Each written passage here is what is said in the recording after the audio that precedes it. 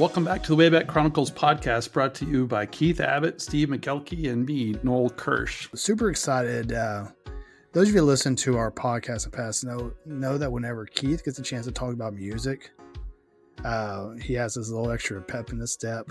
And you heard it at the end of the previous episode with the 1986 current events, or pop culture, whatever I want to call it. At least we got 1986 part right this time. But Keith was super geeked up about talking about 1986 music. He says that it is the best year in music. So Keith, tell us all about it. Can't wait to hear it. So this is absolutely my opinion, of course, and Noel's computer's opinion apparently too. I'm sorry. That's okay. Sorry. I love it. No, so I mean, you've got some notable years. So your friend Michael, right? He loves 82. Yep. Agreed. Heck of a year. When we 82 get to talk movies about, though.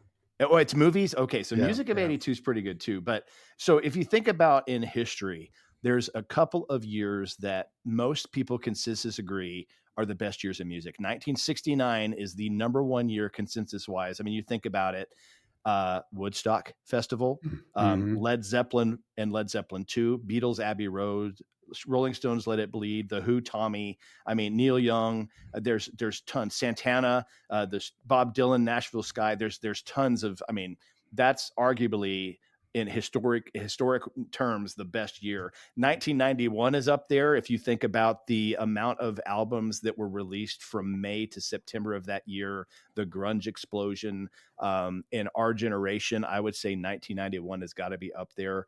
But again, if you're talking about my musical taste and the thing that basically made me fall in love with music, without any question, it was the year 1986. So many things happened in 1986 and so many artists.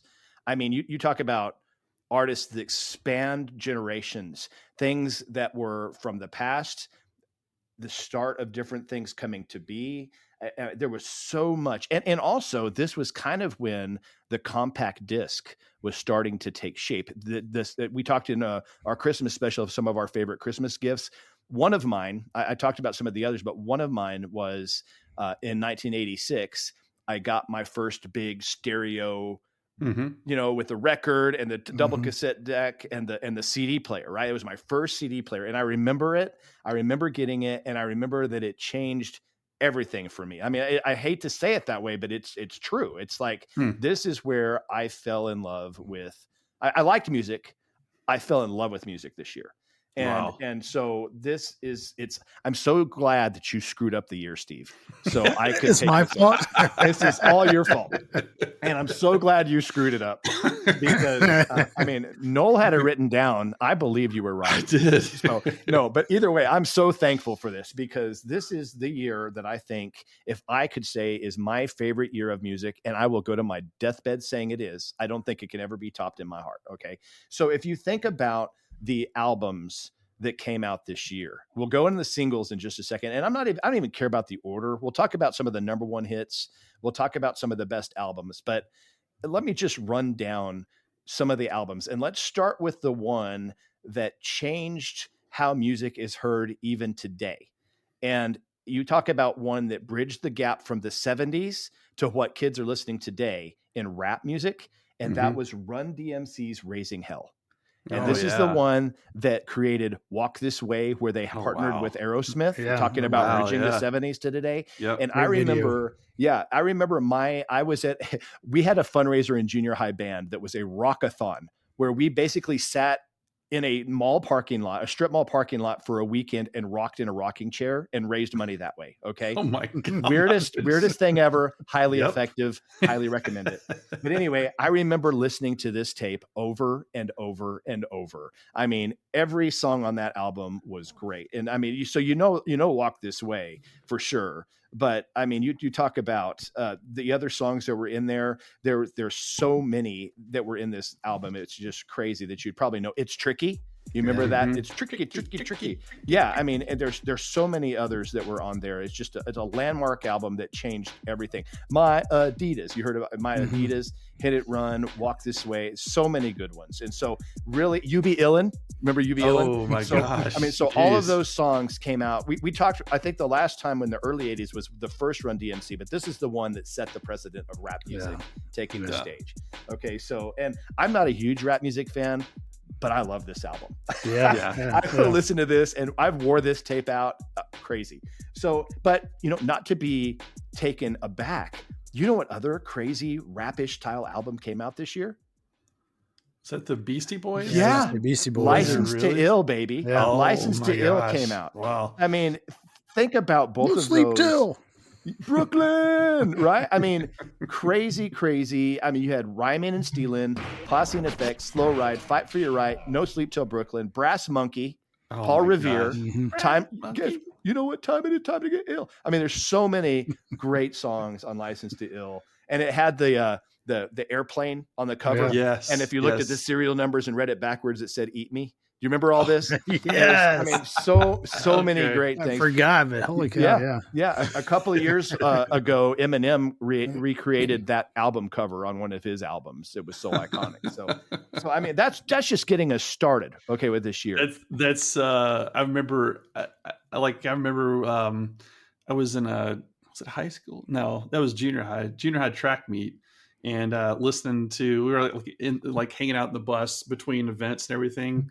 And we were listening to Beastie Boys, that's, and it's one of those things where you hear like a Beastie Boys song, at least for me, you hear a Beastie Boys song and you're like, I remember that junior high track meet, sitting out the bus, hanging out with friends and just chilling and stuff. But those are the days. So there's a couple of my old band friends that listen to this podcast. So so they remade, when we would do the bus trips, they remade the words to Fight for Your Right to Party on band trips. And it was like, you can't play anyway, so quit band. I'll never forget it. I mean, they had words all the way through. And it was, one guy ended up actually going out to Hollywood to try to be a star that created this. It was crazy, but great stuff. So, but that's just the tip of the iceberg, fellas. I could go on. I can't even explain. The next one, Paul Simon's Graceland. You Can Call Me Owl, Diamonds on the Soles of Her Shoes. I mean, Homeless, all of the Under African Skies. I mean, just an incredible album by Paul Simon. That was such an unusual. Go ahead, Steve. Yeah, I always wanted to see this in concert. Oh, yeah. Because, I mean, I've watched the YouTube videos of his concerts, and they look like a blast. I mean, and of course, chemistry between he and the rest of the performers are just fantastic and unreal. Yeah, we used to listen to that. My mom had a tape that she would play in her car, and it was like the weirdest thing I'd ever heard. Like, what are you playing? Like all the African things. Like, waka waka. Yep. Yep. The band that he played with that did that was called Ladysmith Black Mambazo. That was the name of the band that created that. Interesting. And it was unlike anything that was available. Nothing. Nothing ever been done like that before. But what a risk he probably took to make that. I hope this works, but he visited Africa, and it was a controversy when he went there. And so that's what originated this album.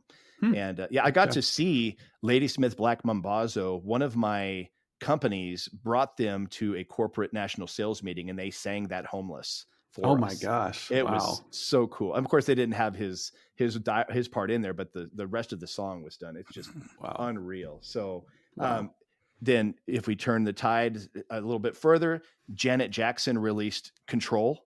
If you remember Janet Jackson's Control, that was one that kind of turned her into a kind of a bad girl image that she's tried to shed her goody image with that. And songs like Control, Nasty, When I Think of You, all of those songs were in there. And so what have you done for me lately? What have you done for me lately? It culminated in the 2003 Super Bowl halftime show. Yeah. Oops. Malfunction. Yeah. Wardrobe malfunction. I'm so mad right now. Wink, wink. Wink. I don't know what to do. So Let me slowly cover myself back up. Yeah. I'm going to lift and tuck. That's fun. So Noel, you mentioned this on the Pop Culture album, but Peter Gabriel's So album. So Soul was the album that had Sledgehammer. It had the song In Your Eyes. If you remember the movie Say Anything, In Your Eyes was a big hit there. Red Rain. That's one of my favorite albums of all time. So here's an interesting thing about this year. So who was Peter Gabriel originally the lead singer for? Do you all know?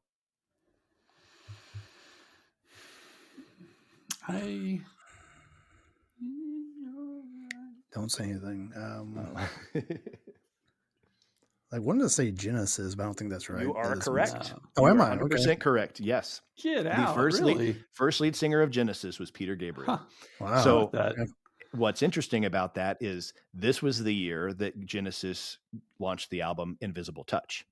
So a lot of these neat interwoven lead singer things. So you had Phil Collins, No Jacket Required, that just launched in 85, won the record of the year in 1986. Then Genesis, with Phil Collins as lead singer, releases the Invisible Touch that has Throwing It All Away, the Invisible Touch, Land of Confusion, if you remember Land of Confusion, all of those songs.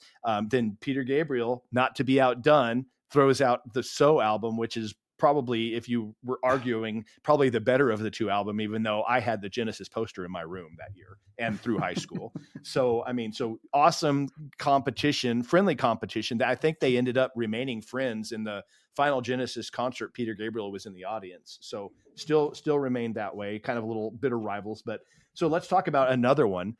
So we're talking about heavy metal and all of this kind of thing. The pinnacle album of heavy metal, arguably the best album in all of heavy metal, happened in 1986, and that was Metallica's Master of Puppets. Oh man! So if anybody talks about or ranks a Metallica album discography, number one every time is Master of Puppets. It was the first one that they really went stratosphere on. And they released hit after hit after hit after that, but that was the one that really launched them into, this is what hard rockin' music is all about. And to this day, they're still rocking strong, So crazy. I didn't realize they would have been around that long. I thought they emerged like in the 90s. This was the one that launched them, but in the 90s is when they started getting really kind of more mainstream. You know, they were still kind of on the underground, cool, death metal-y. Them and Pantera was part of this year. Slayer was part of this year. So all of that really heavy metal was happening right about now. So crazy. Yes. So Slayer released Rain in Blood. So you had Master of Puppets from Metallica and Slayer Rain in Blood. So it was a very heavy rock year. And in addition to that kind of heavy rock, there were two other, absolutely, Noel, love it. And Steve, I love it. So in addition to that, there were two other heavy hitting rock bands I'm so excited to talk about. I'm so excited. So the first one is my love, the one that made me love my favorite band and discovered them as the 5150 album from Van Halen. That was 86 in 1986. I think I see a tear in your eye, Keith. I'm kind of misting up. So this is the one that made me go, like, I knew Van Halen, but I loved Van Halen when I heard this. And I remember listening to it so much the first time I got a headache. And I was like, maybe I shouldn't listen to this. So I think I turned it up. So it was kind of like, and it was on a church choir trip too that I listened to 5150 Van Halen. I blame church. So it was that good. But in addition to 5150, Bon Jovi Slippery When Wet comes out. Oh my gosh, that was this year too? Yeah. So you've got Love Comes Walking In and Dreams competing with Living on a Prayer. I mean, gosh, man. Do you see where I'm saying that this is an amazing? Yeah. You Give Love a Bad Name, Living on a Prayer, Wanted Dead or Alive, Never Say Goodbye, all of those songs originating. Then you've got Love Comes Walking In, Dreams, Summer Nights. You've got Best of Both Worlds. You've got, why can't this be? I mean, it's just like, how can you not be giddy? It is. It's just like everything about that. those like, are two iconic albums yeah, that's amazing. that like they were heavy hitter. I mean, even then. Yeah. And so, but then let's go back to pop. So Madonna doesn't want to get outdone, so she releases True Blue. I don't know if you remember this album, but this was a massive album as well. And she kind of was one of those where she had kind of hit her peak with Material Girl and all this. So she decides that she wants to come with a more serious album. Papa Don't Preach. Open Your Heart. That was on this Open Your one? Heart. Yep. Open Your Heart. Okay. La Isla Bonita. The song Live to Tell. I don't know if you remember Live to Tell the Secret I Have Learned. Oh yeah. Ever have this chance again. Yeah. And True Blue. So a lot of good songs on this album. So again, yeah, Madonna not wanting to be outdone. Right. Wow. So then you get some Commodores go in there. Lionel Richie comes up and says, "Oh, wait. Oh, no, you didn't." Okay. And so Lionel Richie decides to throw out Say You, Say Me. Oh, remember that song? Which was the number one song to start the year 1986. Okay. Wow. So that's it's just all over the place. Back in the High Life Again from Steve Winwood. That's a great big song. Album. Yeah, heck yeah. Yeah. So the Lionel Richie album that's associated with Dancing on the Ceiling. That's the album that is associated with that. That's a great song too. Yeah, that's just the way it is. Bruce Hornsby in the Range. You remember Bruce Hornsby in the Range, Mandolin Rain, and all of those from that album. Okay, and then some more rock. Look What the Cat Drag In from Poison. Okay, so not only do you have Bon Jovi, not only do you have Van Halen, but you've got freaking Poison. Look What the Cat Dragged In. And so I don't know if you remember what the songs were on this, but you've got Talk Dirty to Me. You've got Blame It On You, Want Some, Need Some. I Want Action tonight. Yeah. All of these songs. So just kind of the one that got them started before they really went into the stratosphere. But that was their founding song. And then Europe comes in. They're like, wait just a minute. While I have my tea and the Europe releases the Final Countdown, Noel. You're right. Oh my gosh. Europe releases the Final Countdown. Okay. So seriously, how do you like if you're like a Billboard charts person, like what do you pick? I will go through that with you shortly because it's crazy. And what's crazy about it is almost every week there was a different number one, which made it fun. Yeah. But yeah, it's just it just never ends. It's crazy this year. So you got the Final Countdown, you've got Carrie, you've got Rock the Night, Cherokee, all those songs on the Final Countdown. Well, then the Pet Shop Boys come in, they decide to do their own thing, with their stuff. And so they decide to release the album Please. Please is more of a rocky album. So they got rid of their synth pop and still did some good things, but it was more of a pop album. But West End Girls was part of that. Some of those songs. So crazy stuff.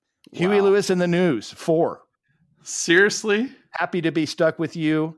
Jacob's Ladder, all of these crazy songs. Yeah. Yeah. So, and then we talked about this in the movies. The Top Gun soundtrack comes out. Oh yeah. Oh my gosh.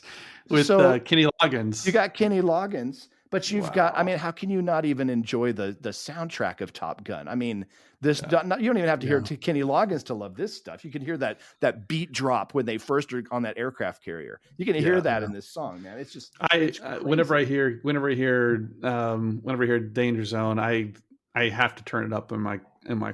Yeah. I can't not. Like it's just my hand does it itself without thinking. Yeah. It's crazy. It's definitely one of those songs that can't come on while you're driving in the school zone. No, not at all. You're going 20 miles an hour. I'm going 25. Yeah.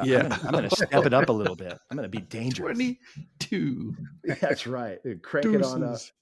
Yeah. So we talked about some of the other interweavings between Peter Gabriel and Genesis, but what's funny also is after a couple of weeks after 5150 is released, David Lee Roth releases Eat 'Em and Smile with a couple of his biggest hits. Give me a bottle of anything and a glazed donut. to go.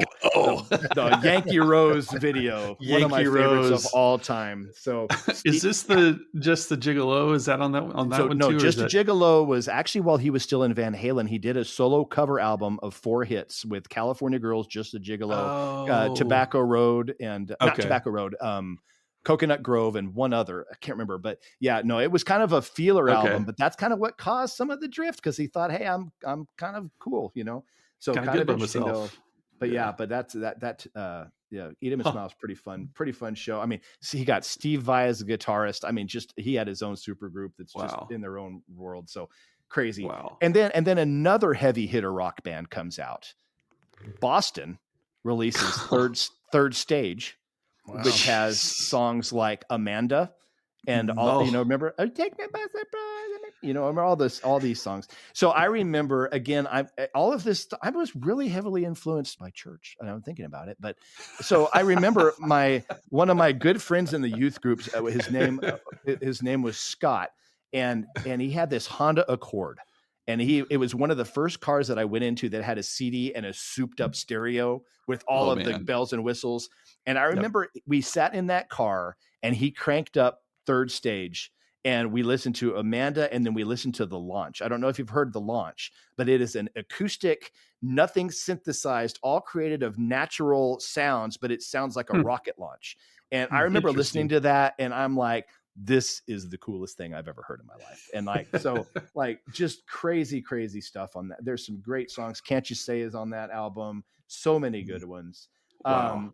But then you go back up in New Jersey, right? So there's a guy across the street from them going, oh, no, you didn't. So Bruce Springsteen releases a live album.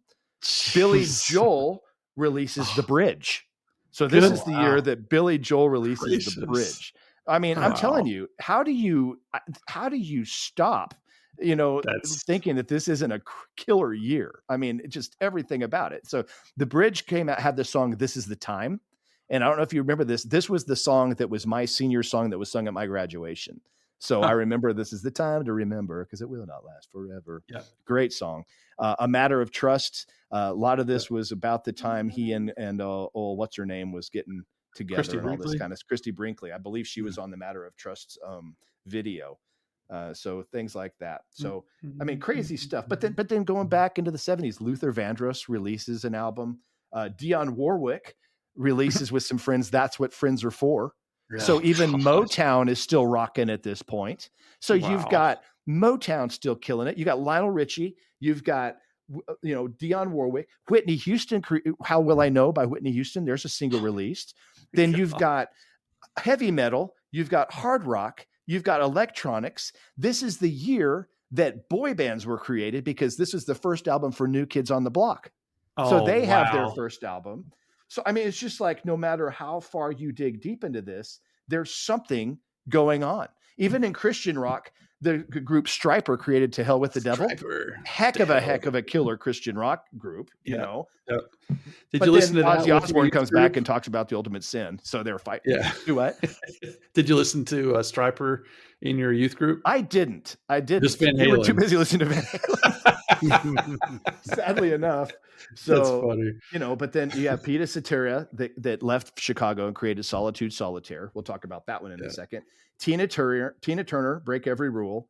Billy Ocean, Love Zone. The Talking Heads. I don't know if you know the Talking Heads, one of my favorites. Yes. They created the song, the album Two Stories, that had Wild Wild Life and some of those on there, which was redone for Cool Runnings, by the way. And Aretha Franklin came out with Aretha. I mean, just it goes on and on. Whiplash Smile by Billy Idol. Moody Blues, The Other Side of Life. Journey was their last album in a decade, was called Raised on Radio. I'll Be All Right Without You and some of those songs. So big time. This was the founding year of the group They Might Be Giants, their first album. If you know me, you know I love the group They Might Be Giants. And if you don't know them yet, give me a moment. I will help you. So many good, Belinda Carlisle, so many good things coming out. But let's transition a little bit to the number one songs of this year. Okay. So I talked about Lionel Richie. That started off the year with Say You Say Me in January. Then Dionne Warwick and Friends. That's what Friends are for. We mentioned that. That was actually the longest running number one. It actually lasted a whole month. Okay. Wow. It lasted a whole month at number one. Let's talk about this year. That was the longest. Okay. That's crazy. When that was the Farm Aid song that they used, wasn't it? Yeah, Or I was think it so. Farm Aid or It was one of or those. no, it's the Africa Live Aid. one. Yeah, Live Aid. Yeah, there you go. yeah. Live Aid. Yeah. They did like a benefit for. I remember that. Yeah. For some big reason. fundraising. Yeah. Yeah. But then Whitney Houston, How Will I Know? That was for Mm. a whole 2 weeks. Whitney Houston was number one. Then 2 weeks later, Mr. Mister creates Kyrie. Yeah. Do you remember Kyrie? I love that song. That song is awesome. We did listen to that at our church. Okay.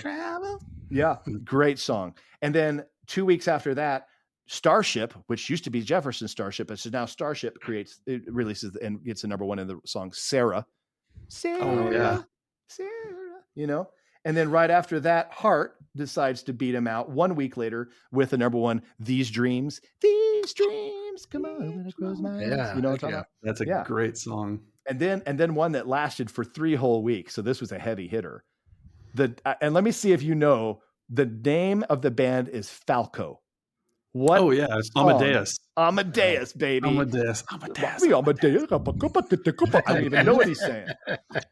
Amadeus. Yeah. It's Australian or something He's like that. Somewhere around Germany, Australia, somewhere. Yeah, and then we've got one that we've talked about many times before. Prince and the Revolution beats Amadeus with Kiss. Gosh. Extra. So there's a song in 1986. Okay. And then, just like you said, Noel and Steve, Robert Palmer's Addicted to Love. Yes. Beats him out. So that's 1986, May 3rd, number one song. Then West End Girls by Pet Shop Boys 1 week later beats them out. West End Girls. And then Whitney Houston comes back because the greatest love of all. Right? So the greatest love of all lasts a killer 3 weeks at number one from May 17th to May 31st. A little higher voice than that. I think so. Maybe. I think so. I'm doing the lounge act, ladies and gentlemen. Then in June 7th, Madonna has 1 week at number one. That's it for Live to Tell. Live to Tell. And then going back to old school Motown, Patti LaBelle and Michael McDonald beats her and holds the number one spot for 3 weeks for the song On My Own. Remember that song? Wow, yeah. Okay. Yep. And after that, Billy Ocean for 1 week. There'll be sad songs to make you cry. E-I-E-I, if you remember that one. And then one of my favorite songs of the 80s is next. It held it for 1 week, was the band Simply Red. And the song was Holding Back the Years. You remember this song? Holding Back the Years. Oh, yeah. Yeah, Such a good song. I mean, such a groove. I love that song so much. And then, Noel, to your credit with the music videos, Peter Gabriel's Sledgehammer hits number one in July 26th. And then there was the Battle of the Peters at that point. That came out wrong, but you know what I mean. So Peter Cetera beats him out. Yeah, that's right. Peter Cetera beats him out with the Karate Kid theme, Glory of Love. Oh, yeah. So that's a good song. Glory of Love. Yep. And then Madonna fights back in there for a whole 2 weeks with Papa Don't Preach. Okay, so that's in August. And then Steve Winwood, Bring Me a Higher Love. So Higher Love is 1 week. Bananarama beats him with I'm Your Venus, I'm Your Fire, So Desire. You know that? Remember that? Oh, yes. And then Top Gun, that's the summer of Top Gun. So Berlin has their number one with Take My Breath Away. Oh, yeah. Yes. And then San Francisco steps it up. I know. I feel like I can see the scene right now. So fun fact about that scene. Do you know that love scene in Top Gun was actually added in months after the film was completed? And the reason it was so dark was because like Tom Cruise and them, they had to grow their hair out for some other movie. So they didn't even look like the same characters. Really? So that's why it's so shaded and you can't see what's going on, is because they had them in there, but it was completely like weeks and months after the movie was done. Never knew they that. needed a love scene in the movie to appease audiences, so they threw that back in. So Take My Breath Away. All I know is that the house that she had in the movie was relocated from its original location where it was in the movie to another location. Now it's like a pie shop or something. Like No they converted, kidding. they converted into a restaurant. So Well, that's cool though. anyway, To live on in some legacy there. That's kind of yeah, fun. yeah, Kind of like I want to go see the Christmas Story house, in Ohio. That'd be yes, kind of cool. yes. Same idea. That's another one of those I'm on iconic houses. I'm on this Facebook group that has like these people go to all these locations where these awesome. scenes were shot. Like they went to like the Home Alone house and took No pictures way. of that, and like the garage that's in Ferris Bueller's Day Off. They've gone to that. Oh, Like man. there's, and it's all these kind of scenes and stuff where they've taken pictures of the scene from the movie and then like the scene today.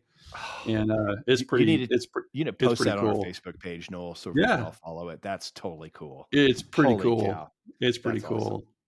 awesome. Wow. So yeah, I'm not even at 2/3 of the way through this singles here. Holy cow, man! So after Take My Breath Away, Huey Lewis and the News releases Stuck With You. It Oh, lasts for 3 weeks. Then Janet Jackson beats him out for 2 weeks with When I Think of You. Gosh. And then Cyndi Lauper beats her with True Colors. Remember oh True my Colors? gosh! Wow. And then Amanda from Boston beats out Cyndi Yeah. Lauper for 2 whole weeks. And then after that, a band by the name of the Human League, you might know Don't You Want Me Baby and all that. They came out with the song Human. I'm only human, born to make mistakes. Remember that song? So that was the number 1 in November. Then we start rocking out. Bon Jovi, You Give Love a Bad Name, hits number 1 for a whole week. Okay. And then Peter Cetera teams up with Amy Grant, the Christian rock artist, to release the single "The Next Time I Fall." Next time, Next time I fall. Yeah. in love. And then and I love better than what you do. Hey, that was good harmony.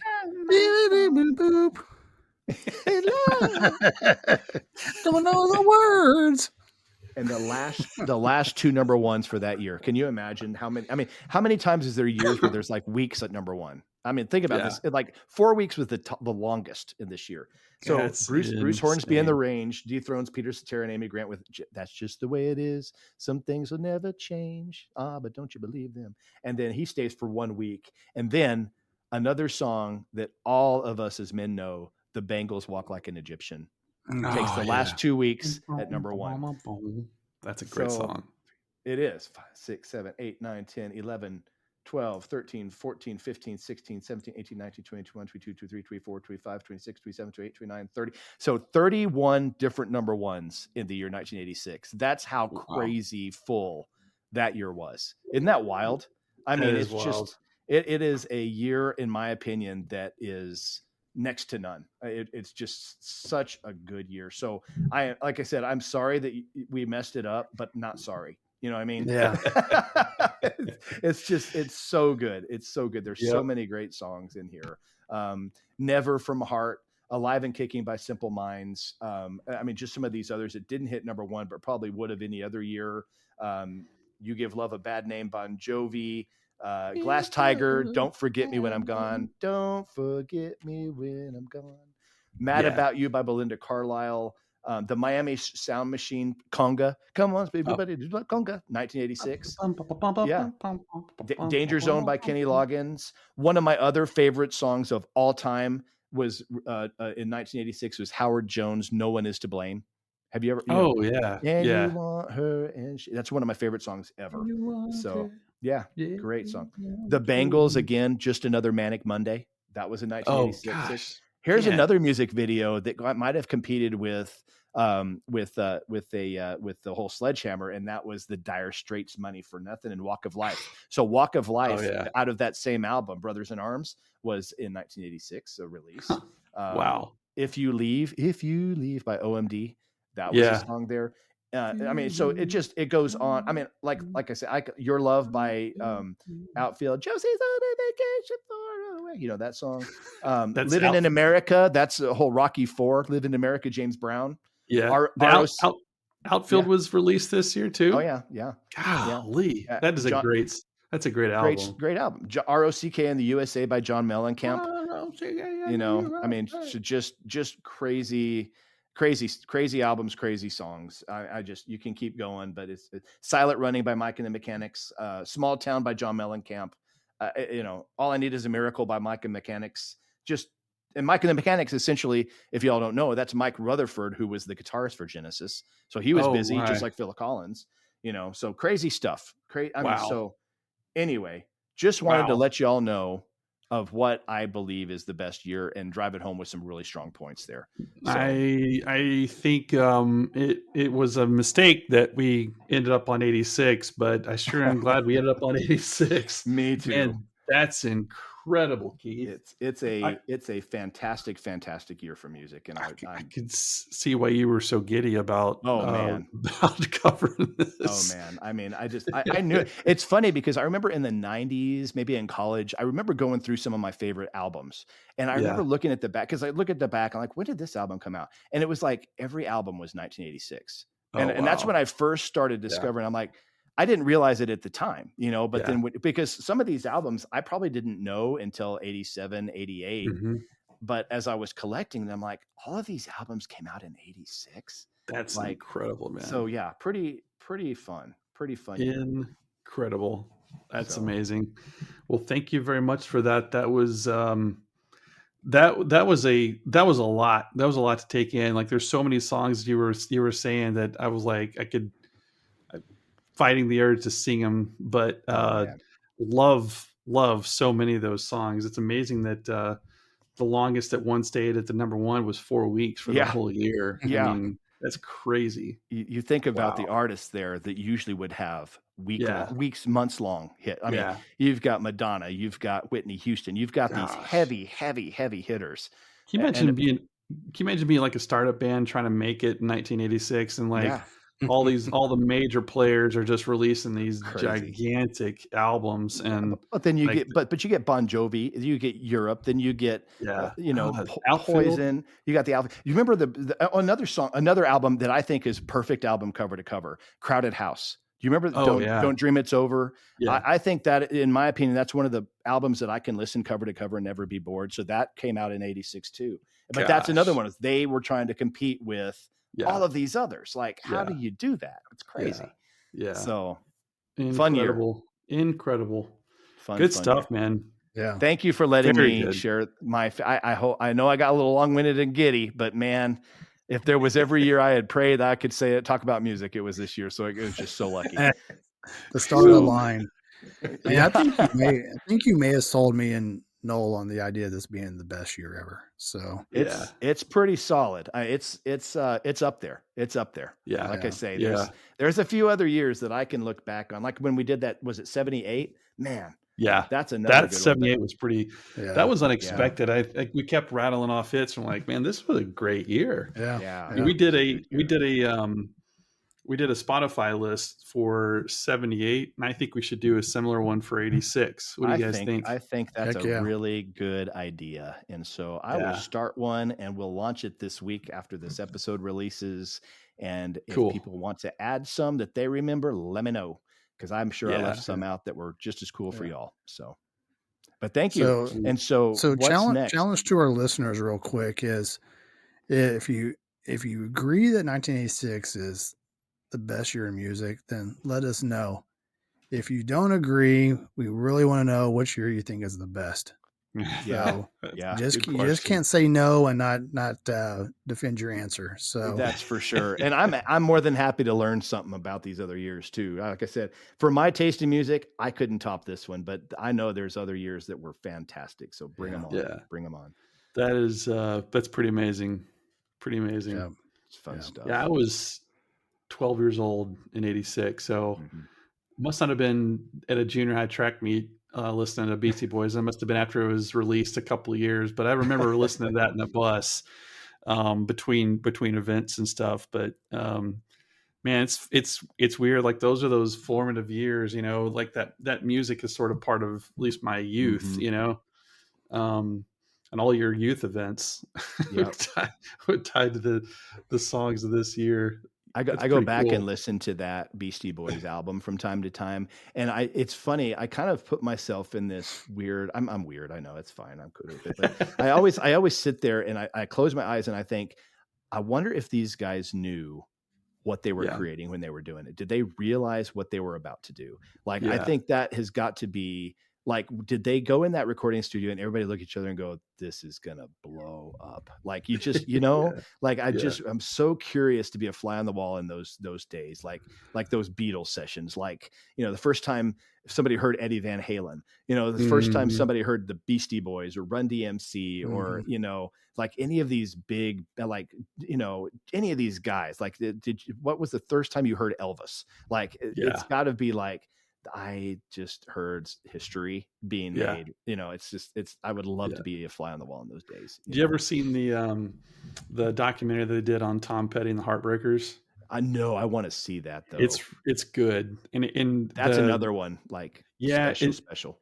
That band, he said, what he goes, every band's different. Every music writer is different, but the way our band did it, he said, we pretty much just went in there and somebody would say, hey, I got this riff that's in my head, and they'd play the riff, and then the rest of the band would put music around it. Like, they just build a song that way. Like, that is a gift that they've got to be able to do that. But they would show their sessions, like they would just start like this little riff, and it's just like 5 bars of a song that you immediately know, but the rest of it wasn't written. It was just like this 5 bars of music, and they just wrote the rest of it. It's like incredible. It really is. Yeah, I got to tell you a story that's kind of related to that. So when I was I lived in Odessa, Texas for a while.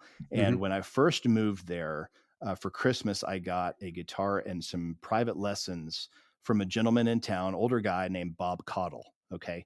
I didn't know much about him other than he was a private instructor. Well, so turns out he's telling me this story that he was on a tour bus and he was coming up with this swing riff of da da da da da da da da da, like that. And the guy that he was touring with, who happened to be the lead of this band, listened to it and went up to him and said, "Hey, I like that, but I want to straighten it up, and can I use that in the next song?" And it ended up being da da da da da da. Oh, pretty woman. He was the touring guitarist for Roy Orbison, who was from Wink, Texas, right by here. So he actually created the riff to Pretty Woman. But Roy Orbison just said, let's straighten this out. That's a cool riff. Let's straighten it out and make it into this song. So it kind of like what Tom Petty is like. People are contributing, and it's like, and nobody was worried about plagiarizing. It was like, this is just what you do. You just create this stuff, crazy, crazy stuff. That's something, man. Pretty wild. Yeah. I need to watch that. I love Tom Petty. It's a great one. He's one of those artists, man. I didn't realize how much I really loved Tom Petty until he died. And I was like, there's no more music coming from Tom Petty. Like, that really stinks, man. That's one of those where I wished I could have seen that guy in concert just once, And like, I'm so glad, like, the three of us are going to go see Sammy Hagar and Michael Anthony and some of those guys here come summer. And like, it's some of these things where I'm like, I've got to, like, my wife just sent me that Journey's coming to Lubbock here soon. And I'm like, these are some bands that I'm like, I can't say anymore that I'll see them next time. I need to just go, you know what I mean? Because we're going to be, they're going to be not around much longer. And you gotta, so I want to see that U2 show at Vegas at the Sphere.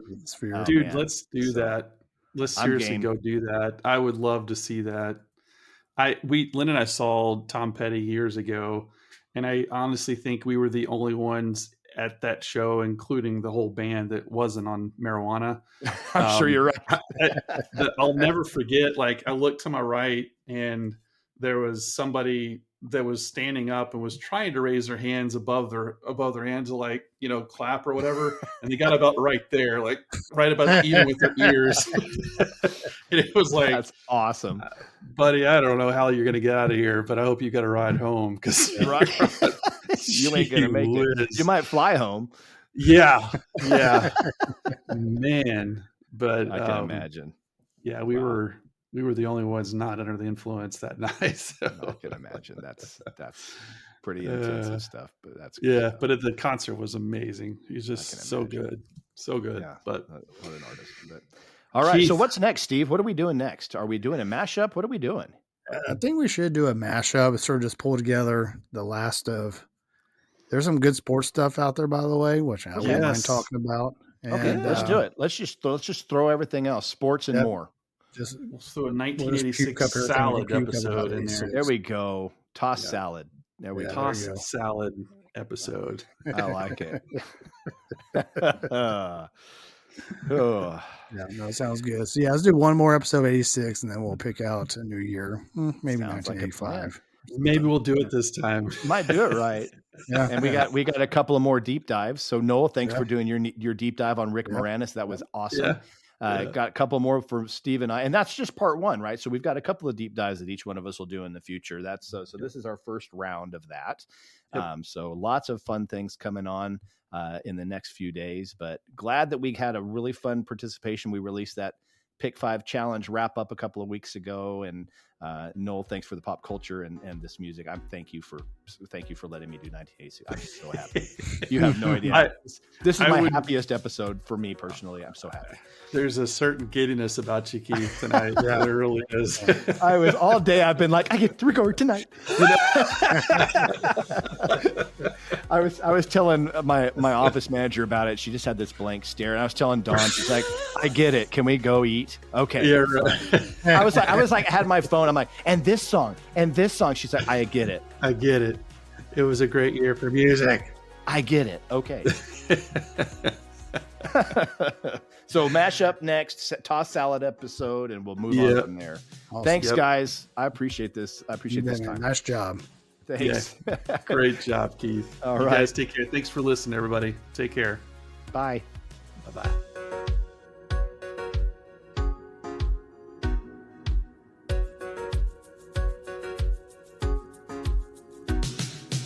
All I can say is, long live 80s music. Thanks for listening to the Wayback Chronicles. All shows are written and produced by Noel, Keith, and Steve. Massive thanks to those who made these memories possible for us through the years. All songs, sounds, and effects have been attributed in the comments section and through links listed on waybackchronicles.podbean.com. We look forward to taking you way back again in the very near future.